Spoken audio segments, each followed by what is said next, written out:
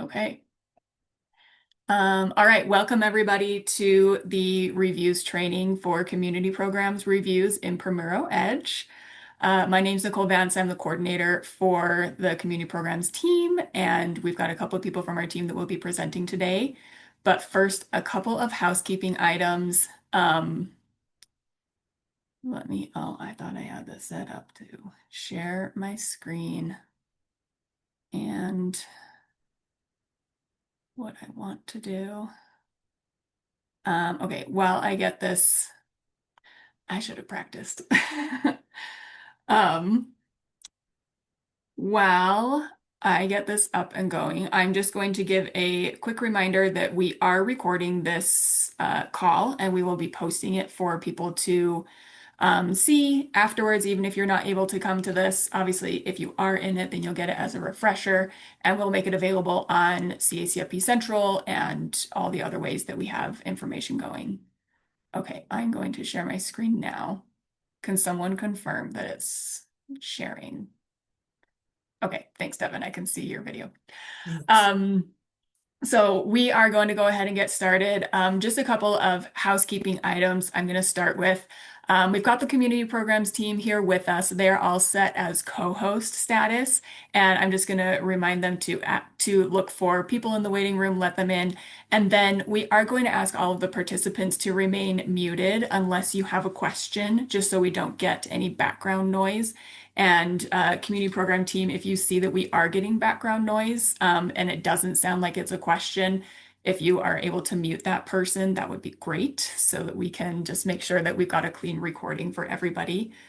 Um, all right, so in our training today, we are going to review the process to navigate into the review module and what it looks like in PrimeroEdge. It's going to look different than CMP Web did, and so we want to make sure that you are oriented to what you will be asked to do. And then we're going to go through a demonstration of how to upload documents into PrimeroEdge, into the review module, so you know how to send your information to us when you're getting ready for your review. So we're going to have a couple of presenters today. I'm just doing the opening, and then Devin is going to do the whole navigation process, and Brooke will share the demonstration of how to upload documents and the resources that we've provided to walk you through that process. So our goals for this training session is that you'll know where to access the review in PrimeroEdge, how to get to that module, and how to access the parts that you'll need for your review when you've got one. And then you'll just learn how to navigate to the different sections of that review, whether it's something that you're doing before the review starts or even after the review starts if you have additional documentation you need to send to us or corrective action that needs to be filled out or anything like that. And then we want to make sure that everyone knows the first thing that you'll be asked to do if you have a review, which is to send us your documentation. So we will make sure that everyone has that demonstration of how to upload those review documents and get them to us so we can begin looking at them for your review. A couple of Zoom housekeeping items as we go through this training. The chat function is disabled for participants, so you won't be able to send any messages to us through the chat function. We might send something through the chat function for everyone to see, but it's disabled for participants. Instead, we are going to use the Q&A box that is in the Zoom toolbar. It looks like a little conversation bubble with a question mark in it. If you do not see it in the Zoom toolbar, it might be in this like additional menu with the three dots, and you can see it in the list there. That might be the other way you can get to it.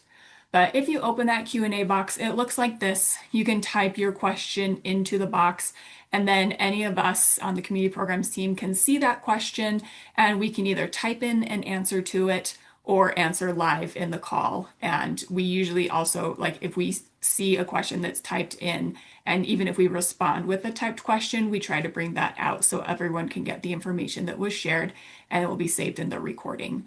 So if any questions come up along the way, you can use that Q&A box. If you would prefer, you can also unmute and ask your question verbally. If that's your preference, either way will work. Um, well, okay. So we are going to start with going through, I'm going to turn it over to Devin, who will do a walkthrough of the review module. And then after that, we will move to Brooke for a demonstration of how to upload review documents. So I'm going to stop sharing and let Devin bring his stuff up.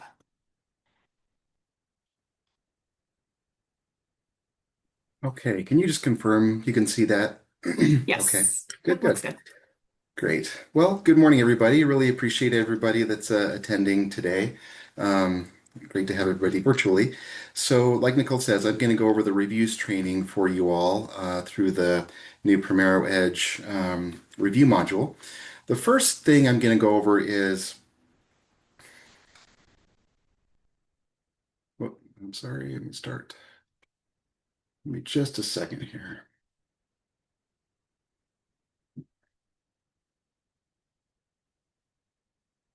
Okay, sorry. Had an issue with my, okay.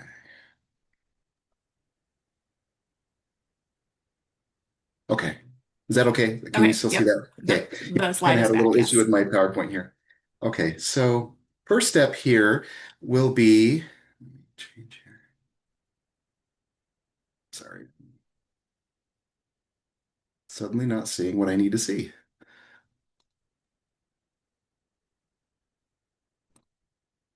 Oh, darn it. Okay, give me just a second. I'm so sorry, everybody. Nope, you're okay. Stop share.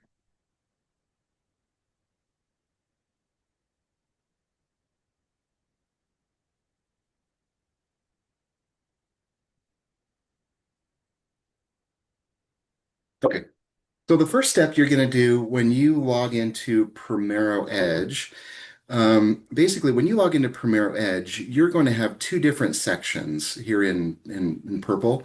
You're going to see program management and reviews. So in order to access the review module, you're going to click on review. So keep that in mind as far as where that module is for you for reference.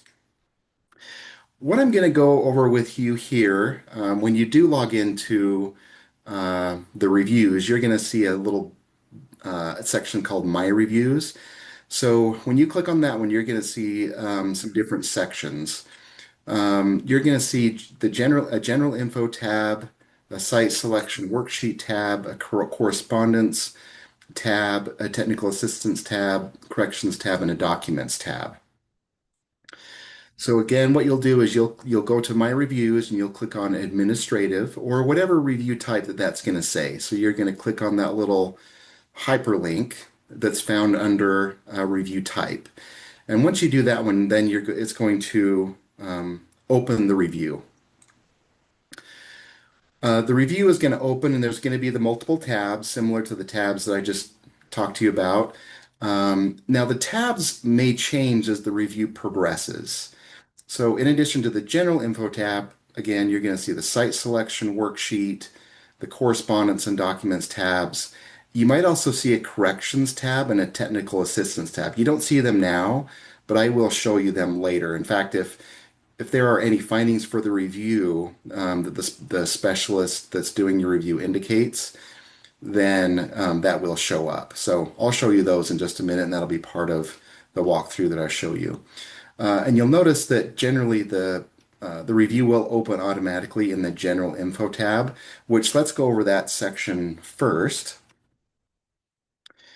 You'll notice that it provides information on the review, like it's going to give you the review type, it's going to give you the review status, your agency contact or the reviewer that's going to be doing your review, uh, and if there's any task that basically needs your attention.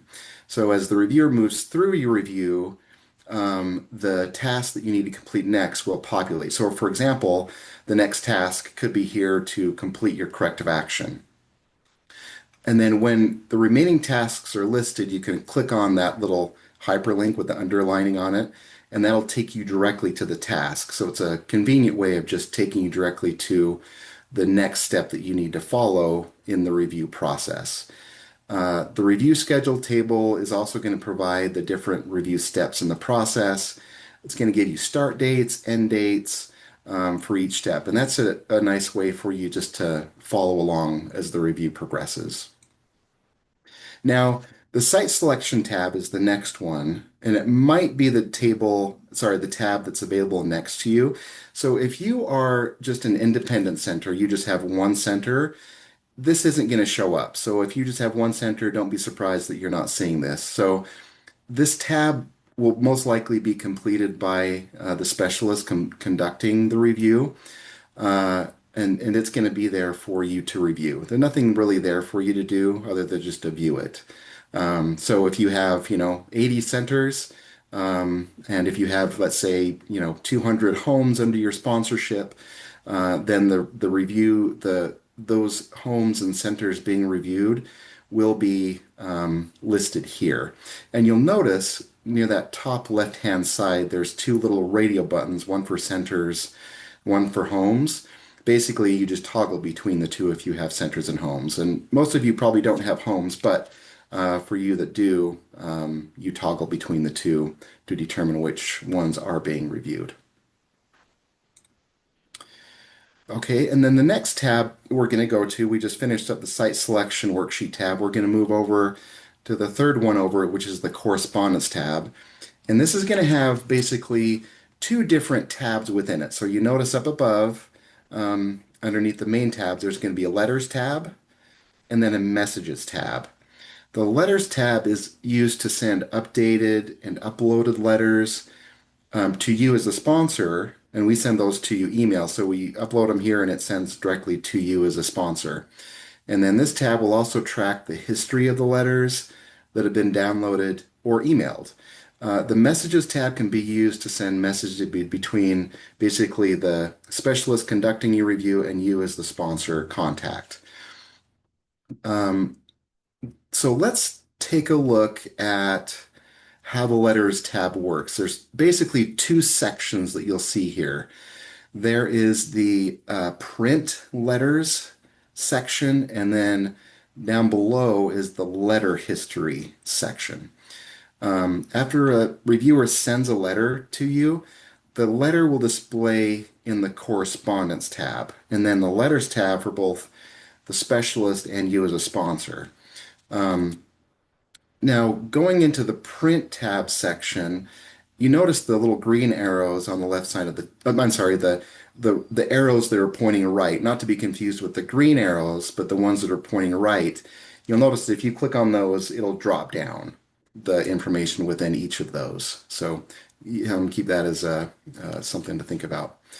Uh, and then the letters sent row will be where you can find information on letters that have been sent to you. So it's a good way to look to see what information has been sent to you by our office. It's kind of a centralized location for that, which is really convenient. If a letter was sent to you, you'll see a date that it was listed, the date the letter that it was sent. You'll also see a little letter icon next to it in the download column as well. So just lots of information as far as documenting all the correspondence to you and to us, information going to you and us. And here's, for example, if you clicked on the icon with the document, so this is an example of what it might pull for you.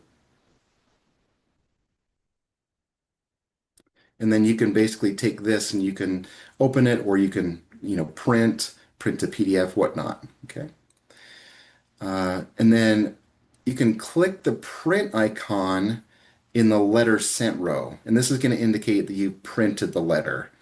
At the bottom of the correspondence page, you'll notice in the green arrow to the left, pointing left, is the history, which is going to list anything that's been sent with the time, anytime it's been printed, emailed, and who's done it. So it's a nice way of confirming who's done what and what's been looked at, what's been printed, etc. And then after clicking on the print icon, the letter history table will populate, to indicate that you printed that letter. Okay. Now the next section here that I'm looking at is there is again up near the top there's the letters section, And then there's the messages section. So we're going to move on here to that sub tab up top under messages. Uh, the messages tab is basically a centralized location for ongoing review communications between our office and you as a sponsor. So let's take a look at the top here just to show you and demonstrate how how this is going to work. So checking the send as email box will send the message as an email to the email address that's on file from your sponsorship. Um, and then using the official drop down, the official type drop down, you can select the message recipients based on the reviewers and the authorized representative for the review. Basically, the authorized rep is permission that is assigned to a role. So more than one user can be an authorized representative. Because a lot of times during reviews, there's more than one person that is in contact, and that's very common. So that gives more variety to people who can be in contact to, have information, um, get information, things like that.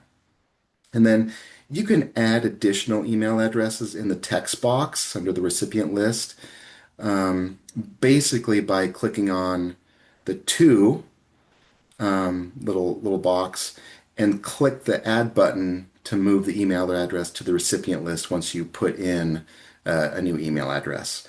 And then likewise, you can remove a recipient that is in that recipient list just by simply clicking on that email address of that person and then clicking on remove, and it removes that person. So you could have an authorized rep that was already in there and they're no longer with you or something that you no longer want having access there. You can also add an attachment using the browse button. This is similar to, common websites with attachments, similar to how CMP Web was. And then any attachments will be part of the message and available on the document tab. Um, I'll go over the document tab in a few minutes, but the nice thing about this is any correspondence that's being done, it's going to go to a centralized location, the documents tab. So anything uploaded in any part of this module goes right to the documents tab so that you don't have to click through other tabs to find the documents that are needed. So that's a convenient part of for you as a sponsor and for us. Okay, and then you can use the new message down below text box to write your message, including the format options at the top of the text box. So pretty similar to a normal email. When the message is complete, click on the send button, which is an obvious one, but it's kind of smaller at the bottom there. So I just wanted to make a comment on that. So make sure you click on send. And then the nice thing about once you do send, you can see previous messages listed at the bottom, including who sent it, the date and time, and documents that might have been attached. So once you do send that email or that message, it's going to document everyone that you send. And it's just a good way of centralizing all those different messages and correspondence from our office to your office or our office to your sponsorship. Okay, so I'm going to move on. So we've covered general info, site selection worksheet, correspondence. You'll notice that there's corrections, and we'll go over that later. But now I'm going to go over the Documents tab. Now, this will be a way to upload information here, and I believe Brooke will be going over this section. But yeah, so keep in mind that I'm going to go over this, but Brooke is also going to basically demonstrate live how to upload review documents.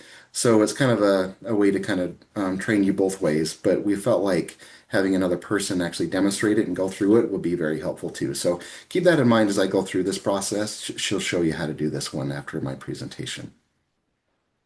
So basically, like I mentioned before, we can see any document shared as part of the review here. If there's documents submitted to our office through the correspondence tab, like I mentioned before, they will show up here. Really convenient. So you'll notice here the top portion allows you to search throughout the documents if necessary. And the review documents table is going to give details on the documents that are currently available. So in this example here, we can see a letter that was reviewed on the correspondence tab, and then we can download and open the document by clicking on the document icon. So that little Word document icon. And then rather than downloading it, we can view details about the document by clicking on that little view icon next to it in the little eye icon. And then any information or documents that the state agency or our office has uploaded, you can't delete or do anything to. Now, if you upload those items, those documents, you can delete or modify those. So keep that in mind.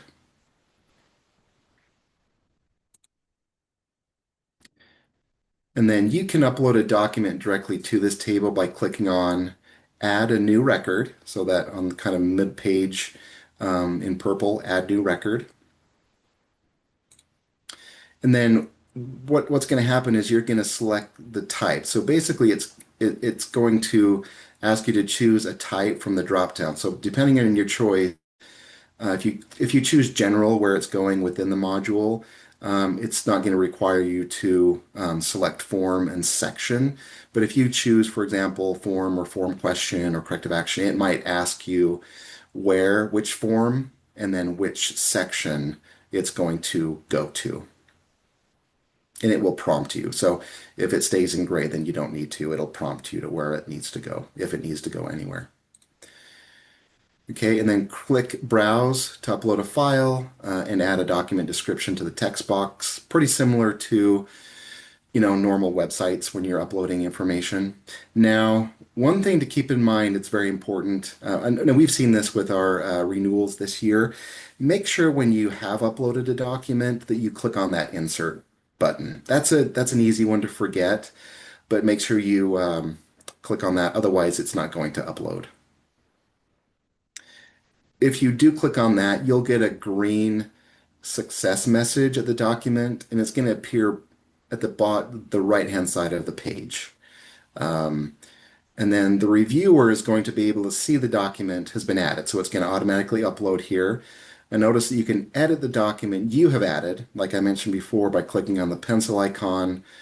And if you actually uploaded something wrong or you don't want it there anymore, you can delete it just by simply going to the trash bin icon and deleting it. Okay. Again, Brooke will go over the Documents tab. She's going to show you in detail how to upload documents for your review. So the next section I'm going to go over now is the Technical Assistance tab. Uh, this is going to be used for any assistance or technical assistance documents that the specialist is sending to you, maybe for best practice documents, forms that they would suggest that you use, or maybe you talk to them about. Um, it's a nice way of just kind of having a centralized location for any technical assistance given. It can also be, suggestions on how to better, improve programs, or technical assistance on how to overcome, findings that may have happened, and suggestions on corrective action. So on the technical assistance table, we can see the date that the technical assistance was given, also the log number, and the area the technical assistance relates to, followed by the form. So there might be a specific review question within the module that it might be relating to, and that's where that T area section is, or the technical assistance area is. And then you'll notice that there's the SFA sponsor contact information info and the method by which the technical assistance was given. Okay, if it was email or phone, things like that, or the method, I should say. The last two columns indicate that the reviewer and any documents that might have been added, and then you can open up any attached documents just simply by clicking on that document icon. Okay, having a document listed here may be helpful.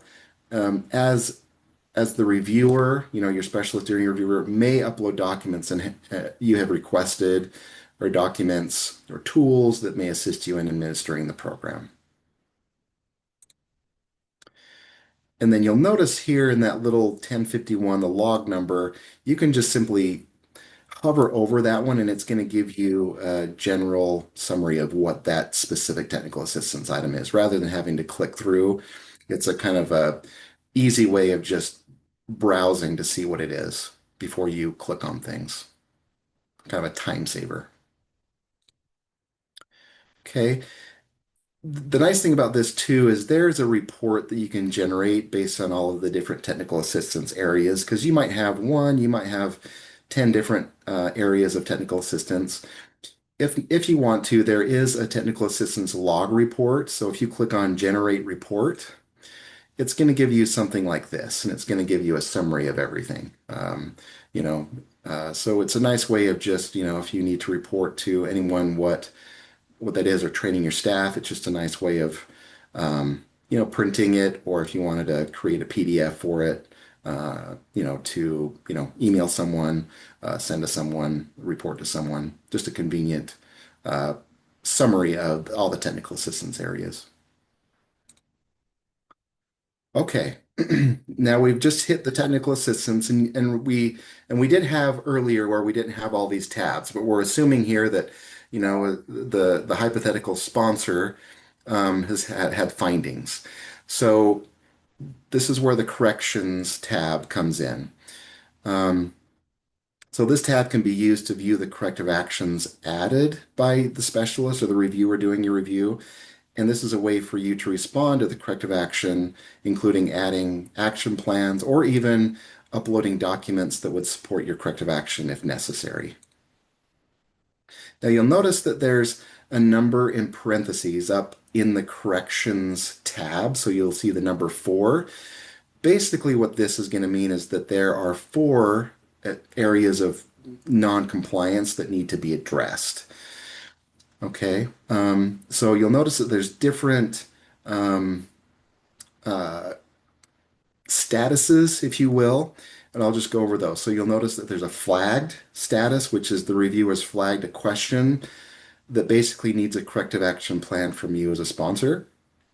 There's a CAP submitted or a corrective action plan submitted, and the corrective action plan has been submitted by you as the sponsor.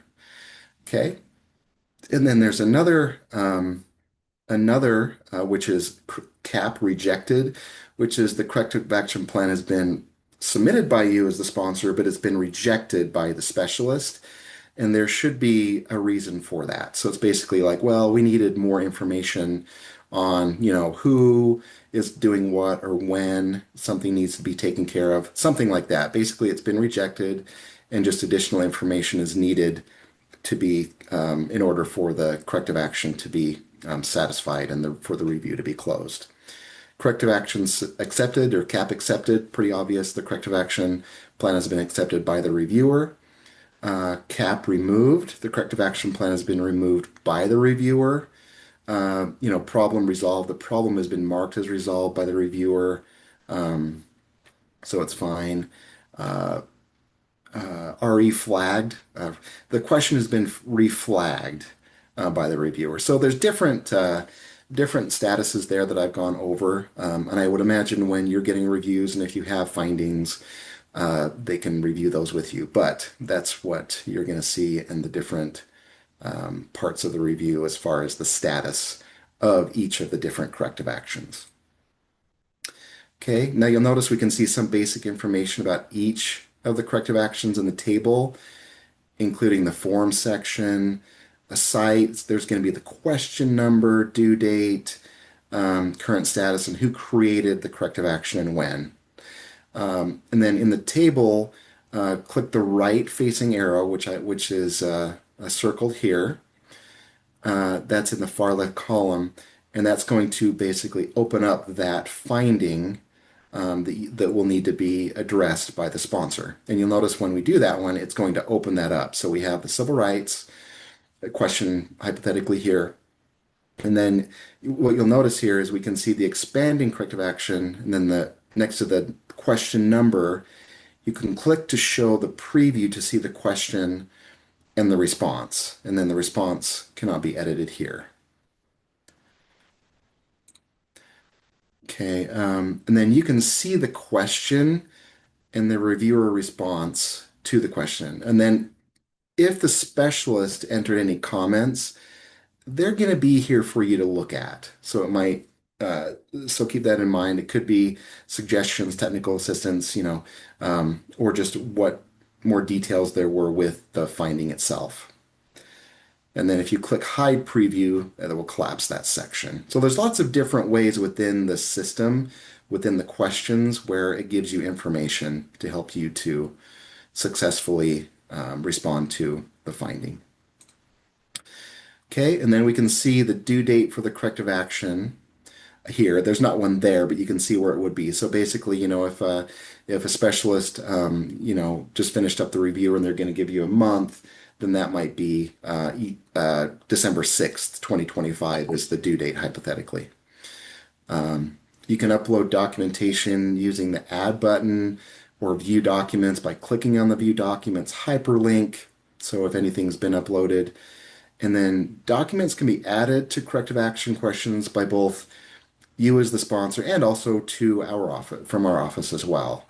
And then keep in mind that a document that's been added by the sponsor to a corrective action plan can be found in the corrective action tab and the documents tab. Again, anything that's uploaded into the system will be sent to the centralized location within documents. It's just a nice way of not having to go through the whole system to find the document that was uploaded somewhere, since there's so many different places where documents can be uploaded. So keep that in mind.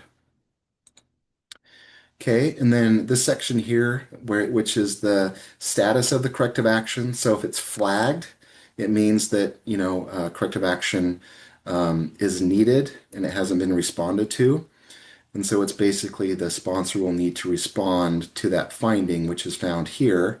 And then down below in this section in green will be where you submit the corrective action plan. You're going to respond. So, you respond to the who, the what, why, how, the new processes will be put into place to permanently correct that issue that was found during the review.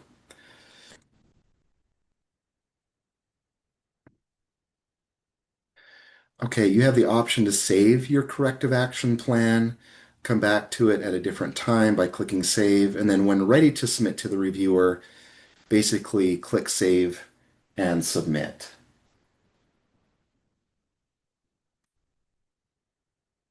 Pretty straightforward there. Okay, and then once you do this, you'll notice the status will have changed. So current status history, once you as this of the sponsor has submitted that corrective action, it's going to be CAP submitted. Okay, and then this will be available to the specialist to review, to look at. And then under the current status for each of the corrective action plans, it's going to give a status. So it's got the different types here. So we can see we have two corrective actions here where caps were submitted for, and the reviewer accepted one and then rejected the other. So let's take a look at the accepted one. So this is the status here. It's going to say corrective action plan accepted, which means that there's nothing else that you as a sponsor needs to do. Okay, but let's look at the other hypothetical of a rejected. So cap is rejected.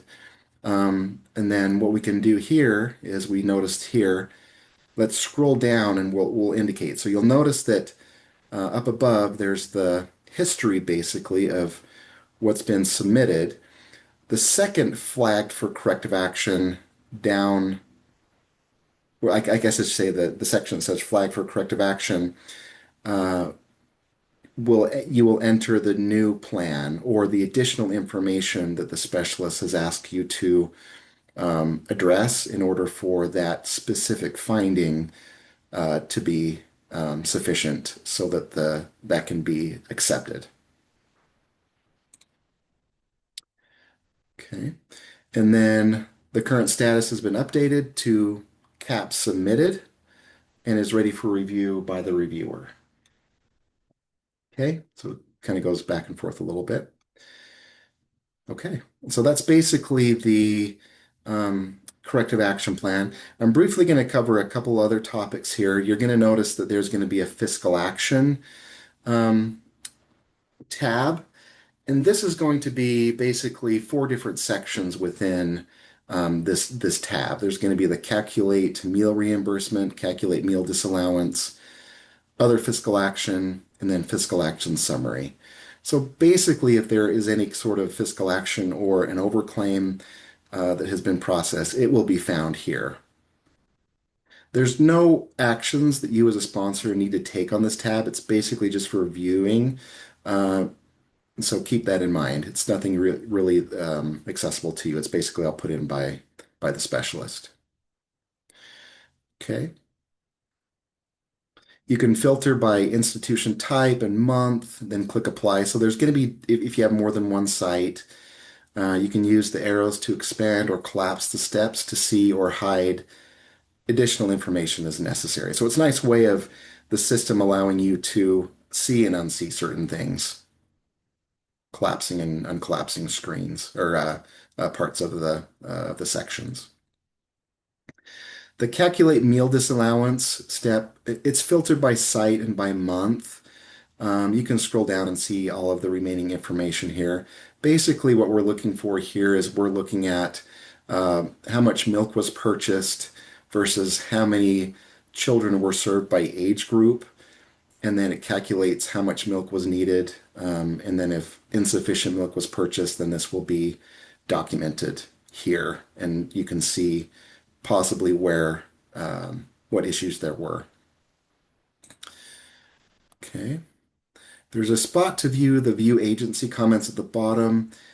Again, just as a reminder, it's different than CMP Web, so just make sure any of those arrows facing right, then you can always click and expand.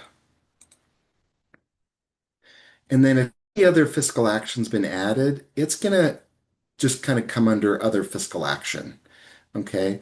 And so again, it's just for review as the review goes, if you do have any meals that are disallowed for the month, or if a claiming percentage issue happens, or an income eligibility form error happens.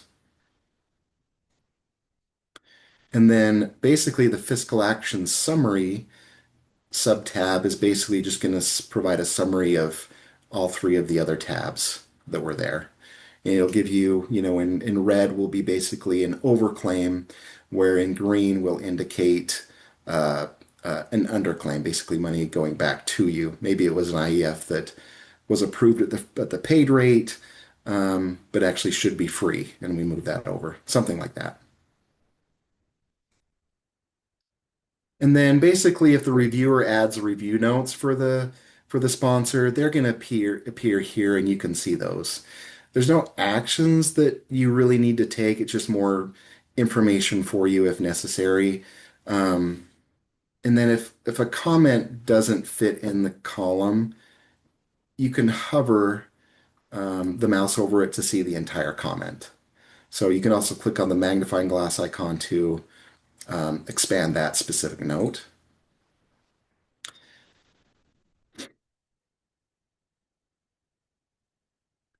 And then just, very similar to the technical assistance, there's going to be a commendations recommendation. So we always like to, give commendations because there's a lot of paperwork, lots of work that goes on with the program. So we also like to, as we are ensuring compliance, we also like to let you know what you're doing well with. So we're going to indicate here, commendations that what we feel like you're doing well on. There's also in this section, we might also put in information that you're not non-compliant, you're compliant, but we might recommend certain best practices, maybe to make it more efficient for you, or just to give you assistance or to help you with your processes. So we'll leave those here, and those are there for you to review. Okay, so that ends my section. Do we have any questions? that I can help with? Anything that came through, Nicole, or any of the team that I can answer? There's nothing in the question box, Okay, and I haven't great. seen any hands raised. Great. Sounds great. Well, thank you very much. So I'm going to stop sharing, and now Brooke is going to basically demonstrate how to upload review documents, where to go, and things like that. So I'll hand it over to Brooke here.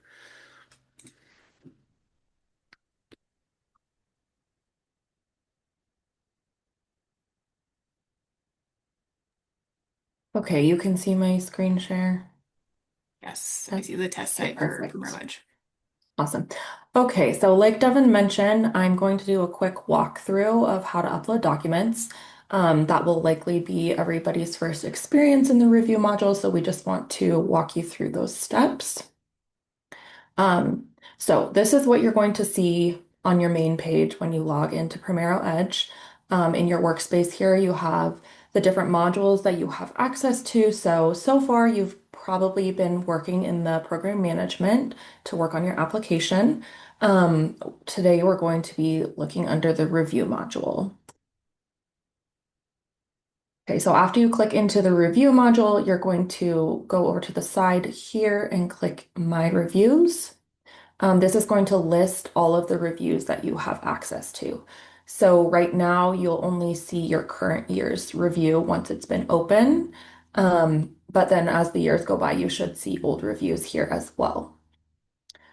So once you click into My Reviews, you're going to go to the specific review that you want to work on. Right now, this is the only option. And then along the top, like Devin just went over, you'll see all of the different tabs that you can click into. So we're going to be working in the Documents tab. Okay, so once you get into the Documents tab, you're just going to press this purple Add New Record button. You're going to select the type. For any forms that you're uploading, the initial review forms, you'll just do that under General. Then you're not going to have to select form or section or anything like that. So just select General. You'll browse to upload your file. Okay, and then open it. Enter a document description. So this could be something like menu records, point of service, meal counts, anything like that. And then important step to press insert. And then you'll see the document that you uploaded displayed on the table. Um, since you uploaded the document, you have access over here on the side to view, edit, and delete if needed. And then you can continue adding additional documents just pressing the Add New Record button. However, we would highly recommend that you just do a zip file of all of your documents. You can upload zip files onto PrimeroEdge, and then you only have to upload the one thing, and we only have to search for and download the one thing. So if you can put everything into a zip file and then upload the zip file, that is definitely the preference. If for some reason you can't, just try to combine files as much as possible so there's not 100 downloads for us to see and sort through. So that is it's a pretty easy process. That's it. If anybody has any questions about how to do it, you can let us know. Awesome. Thanks, Brooke. I don't Mhm. see any questions in the Q&A tab. I am going to drop one item into the chat so people will be able to access this. I'm going to put a link to, we've created a scribe that describes the process that Brooke just went through. So we'll have this recording for you, and then we'll also have this scribe. I'm putting it in the chat now so you can see it. We also send it out when we are sending out review notifications, so people have access to that. I'm just typing in what this is called for uploading review documents. So I've just put that in the chat for everyone if you want to look at it now. But like I said, when you're getting notification of your review coming up, your specialist will send that information to you. So you've got that instruction to upload documents so we can see them. That's all we've got planned for today. No more question or no No questions at all have been entered into the Q&A box. I don't see any hands raised. If anyone does have a question they would like to ask verbally, you can go ahead and unmute and we can answer it. Um, Otherwise, I'm going to see no takes on the raising hands or speaking up. So we will just be posting this training and all of the resources mentioned so you've got access to them. Thank you again for joining us today, and we will see you when we see you on your review. Thanks, everyone.